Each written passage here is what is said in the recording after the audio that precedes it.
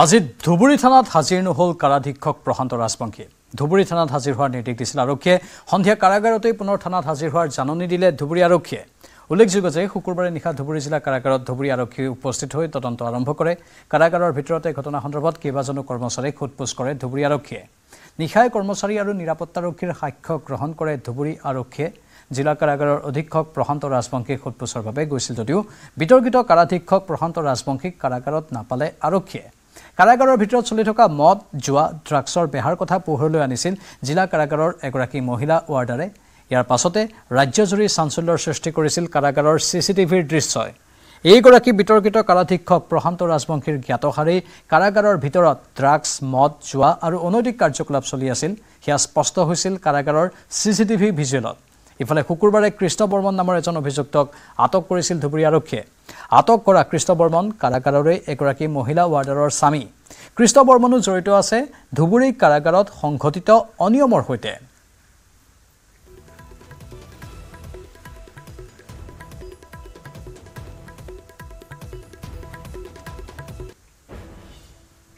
ইফালে ধুবুৰীত উপস্থিত ৰাজ্যিক মহিলা আয়োগৰ দল। ধুবুৰীৰ কাৰাগাৰৰ কাণ্ডক লৈ সৰব হৈ পৰিছে মহিলা আয়োগ। ভুক্তভোগী মহিলাৰ পক্ষত থিয় দিছে মহিলা আয়োগ। দলটোৱে ভুক্তভোগীৰ পৰা লৈছে সমগ্ৰ ঘটনাৰ বুজ। আৱৰ্ত ভৱনত ভুক্তভোগী ৱাৰ্ডাৰেৰে মত বিনিময় কৰে দলটোৱে। দলটোৰ সৈতে আছে ধুবুৰীৰ অতিৰিক্ত আয়ুক্ত, আছে ধুবুৰী সদৰ আৰক্ষী থানাৰ ভাৰপ্ৰাপ্ত বিষয়া, তদন্তকাৰী আৰক্ষী বিষয়া, ASPও উপস্থিত আছে দলটোৰ লগত। ঘটনাক লৈ মহিলা আয়োগে নিজাববীয়া গোচৰ তৰাৰ সম্ভাৱনা আছে।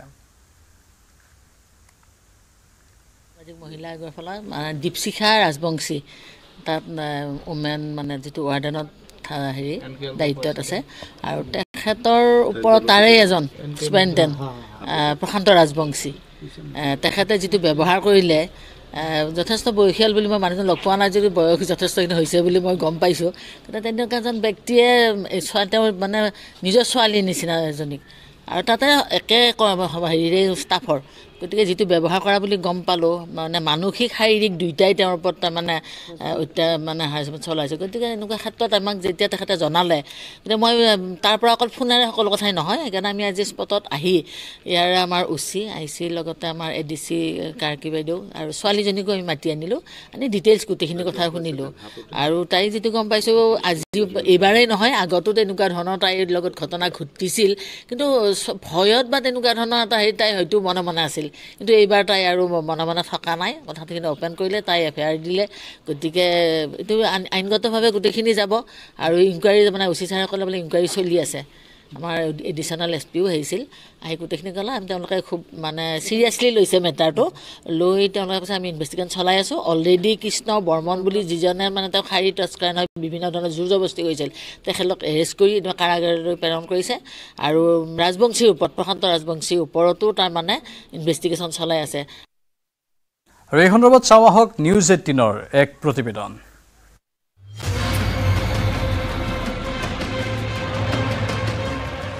মাননীয় মুখ্যমন্ত্ৰী ডাঙৰক এইটোৱে কওঁ, মোক বচাই দিয়ক, মোক প্লিজ বচাই দিয়ক, মোক ন্যায় দিয়ক।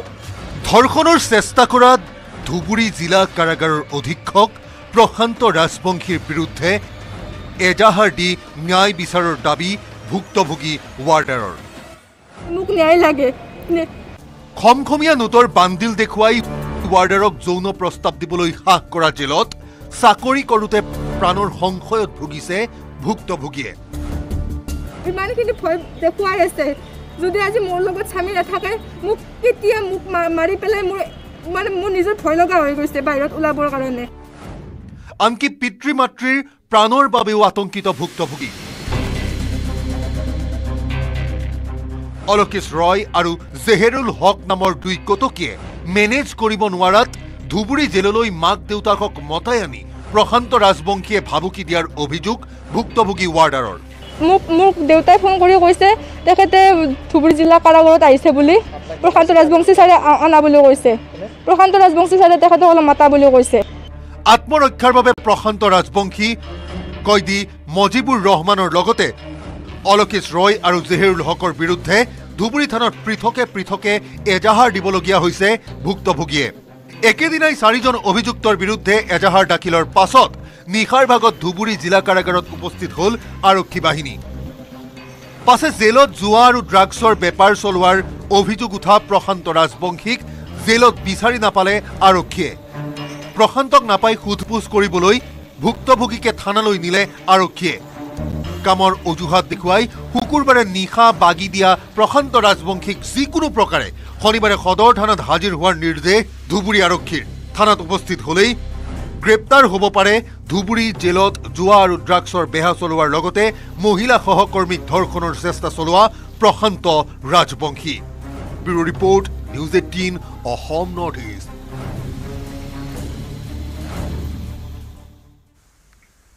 ৰাজ্যৰ জনসাধাৰণলৈ এটা ভাল খবৰ। ৰাজ্যৰ প্ৰশাসনীয় সংস্কাৰৰ বাবে চৰকাৰৰ এটা অভিনৱ পদক্ষেপ। মুখ্যমন্ত্ৰীয়ে শ্ৰীমন্ত শংকৰদেৱ কলাক্ষেত্ৰত মুকলি কৰে RTPS অভিযোগ দাখিল পৰ্টেল। প্ৰশাসনিক প্ৰশিক্ষণ, পেঞ্চন আৰু ৰাজহুৱা আদি বিষয়ত অভিযোগ দাখিল কৰিব পাৰি এই পৰ্টেলৰ জৰিয়তে। প্ৰশাসনিক কাম কাজত অধিক বিলম্ব হ'লে এই পৰ্টেলৰ যোগেৰে দাখিল কৰিব পাৰিব অভিযোগ। অভিযোগৰ ভিত্তিত বিভাগীয় বিষয়াৰ বিৰুদ্ধে হ'ব জৰিমনা। অসম ৰাজ্যিক ৰাজহুৱা সেৱা অধিকাৰ আয়োগৰ তত্বাৱধানত প্ৰস্তুত কৰা হৈছে পৰ্টেলটো। উদ্বোধনী অনুষ্ঠানত উপস্থিত থাকে বিধানসভাৰ অধ্যক্ষ বিশ্বজিৎ দৈমাৰীকে ধৰি কেইবাগৰাকীও মন্ত্ৰী, বিধায়ক। ৰাজ্য চৰকাৰৰ শীৰ্ষ প্ৰশাসনিক বিষয়াবৰ্গও থাকে উপস্থিত। চৰকাৰী যন্ত্ৰ সীমিত হ'ব, চৰকাৰী যন্ত্ৰৰ অধিকাৰ সীমিত হ'ব, কিন্তু ৰাজহুৱা সেৱা ব্যাপক হ'ব আৰু ৰাজহুৱা সেৱাই সকলোকে সামৰি ল'ব। সুশাসনৰ প্ৰতিষ্ঠাৰ দিশত যিকেইটা দিশ সবাতোকৈ গুৰুত্বপূৰ্ণ সেয়া হৈছে, প্ৰথম, চৰকাৰখন চিম্পল হ'ব লাগে, সহজ আৰু সৰল হ'ব লাগে। দ্বিতীয়তে হ'ল যে মোৰ ফাইল এটা আৰম্ভ হ'ল, ছেক্ৰেটাৰিয়েটত মই ফাইল দিলো, অহা কালি পৰহি তাৰ দায়িত্ব কোনেও নলয়। কব মোৰ কাগজখন ক'ত আছে, কোনোবাই কব ডেপুটি ছেক্ৰেটাৰী, ডেপুটি ছেক্ৰেটাৰী সুধিলে কব জইণ্ট ছেক্ৰেটাৰী, জইণ্ট ছেক্ৰেটাৰী সুধিলে কব CMৰ তাত, CMৰ তাত সুধিলে কব মোৰ তাতো কাগজ অহাই নাই।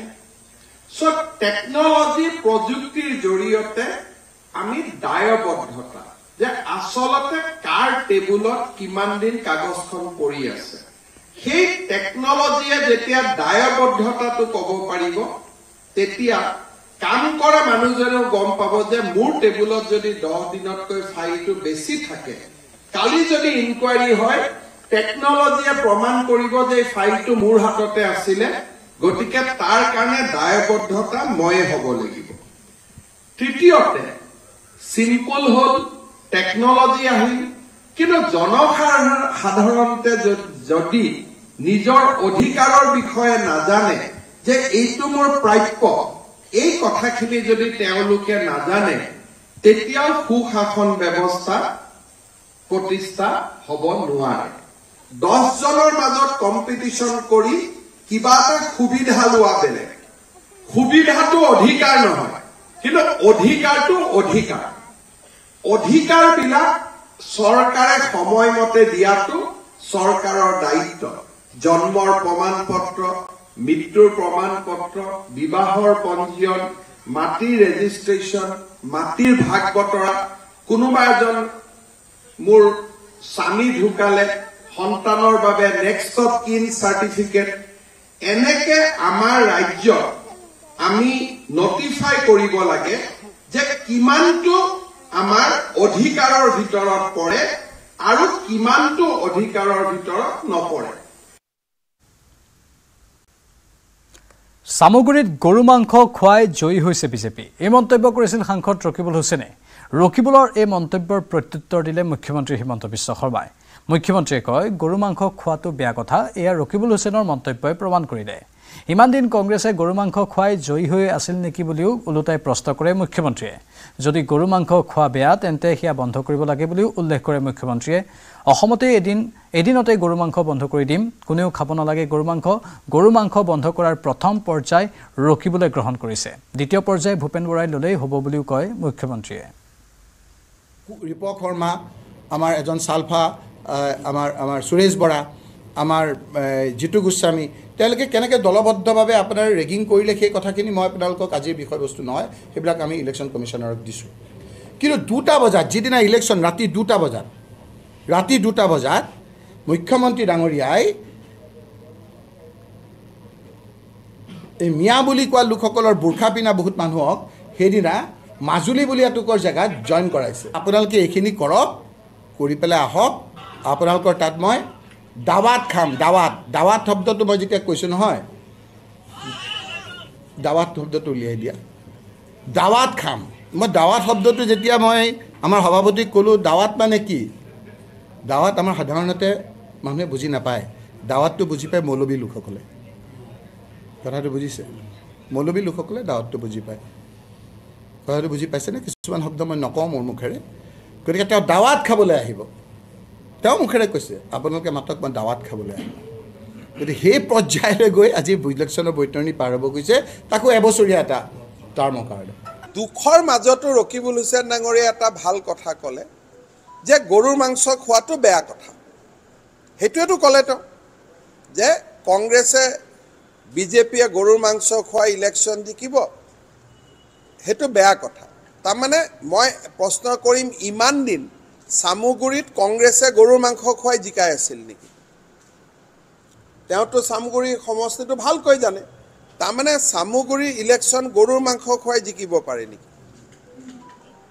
মই ৰকিবুল হুছেইন ডাঙৰীয়াক ক'ম যে গৰুৰ মাংসটো বেন কৰিব লাগে তেওঁৱে যিহেতু ক'লে যে এইটো বেয়া বস্তু গতিকে মোক মাত্ৰ এখন লিখি দিয়ক ৰকিবুল হুছেইন ডাঙৰীয়াই না বিজেপিয়ে গৰুৰ মাংসৰ কথা ক'ব লাগে নে কংগ্ৰেছে গৰুৰ মাংস ক'ব লাগে অসমতে গৰুৰ মাংসটো একেদিনাই মই বন্ধ কৰি দিওঁ কোনেও খাব নালাগে লেঠা মৰি গ'ল গতিকে ভূপেন বৰা ডাঙৰীয়াক মই এখন চিঠি লিখিম তেওঁক মই সুধিম যে আপুনি যদি সঁচাকৈয়ে গৰুৰ মাংস বন্ধৰ পোষকতা কৰে ৰকিবুল হুছেইন ডাঙৰীয়াৰ লাইনত মোক খালি জনাই দিয়ক মই অহা বিধানসভাত টোটেল গৰুৰ মাংস বন্ধ কৰি দিম না বিজেপিয়ে খুৱাব লাগে না এজিপিয়ে খুৱাব লাগে না CPM-এ খুৱাব লাগে না হিন্দুৱে খাব লাগে না মুছলমানে খাব লাগে না খ্ৰীষ্টিয়ানে খাব লাগে লেঠাই বন্ধ কৰি দিয়ক না গতিকে মই ৰকিবুল হুছেইন ডাঙৰীয়াৰ মুখেদি ওলোৱাই ভাল পাইছোঁ অন্ততঃ এটা পৰ্যায় আগবাঢ়িছে এতিয়া দ্বিতীয় পৰ্যায়টো ভূপেন বৰাই ল'লেই হৈ গ'ল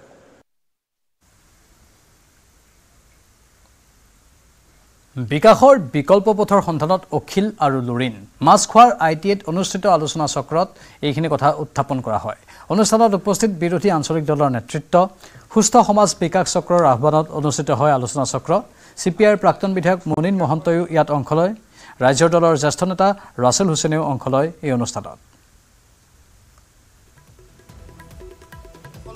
প্ৰয়োজনীয়তা নিশ্চয় আছে বা থাকিব সেই সম্পৰ্কটো নিশ্চয় আলোচনা হ'ব কাৰণ ইটোৰ লগত সিটো সম্পৰ্ক জড়িত হৈ আছে ৰাজনৈতিক বিকল্পৰ লগত আমি যিহেতু এই ৰাজনৈতিক ব্যৱস্থাটোৰ পৰা উন্নয়নৰ যাত্ৰা শক্তিশালী আৰু সুদৃঢ় কৰিব পৰা নাই অৰ্থনীতিৰ ভেটি শক্তিশালী কৰিব পৰা নাই আনকি সামাজিকভাৱেও আমি নিৰাপত্তা পাব পৰা ধৰণৰ শিক্ষা স্বাস্থ্য গৱেষণা এইবোৰতো যিহেতু আমি পাব লগা কাংক্ষিত ফল ইপ্সিত লক্ষ্যত আমি যেহেতু উপনীত হ'ব পৰা নাই তাৰ কাৰণে ৰাজনৈতিক ব্যৱস্থা বা পৰিৱৰ্তিত পৰিস্থিতিত আমি বিকল্প ৰাজনৈতিক চিন্তাৰ সন্ধানৰ লগে লগে আন কথা বতৰাবোৰ আমি আগবঢ়াই লৈ যাব লাগিব কাৰণ ইটো হিটোৰ লগত এটা ইণ্টাৰনেল এটা ৰিলেশ্যন থাকে আভ্যন্তৰীণভাৱে এটা সম্পৰ্ক থাকে গতিকে মই ভাবোঁ যে ৰাজনৈতিক ব্যৱস্থাটোৰ লগত উন্নয়নৰ ধাৰা আৰু আন আন কথা বতৰা গতি প্ৰকৃতি অৰ্থনীতি বাকি সকলো শিক্ষা গৱেষণা স্বাস্থ্য সকলো কথাৰ নিশ্চয় আলোচনা হ'ব এলায়েন্সৰ মেছেজটো কেনেকৈ দিব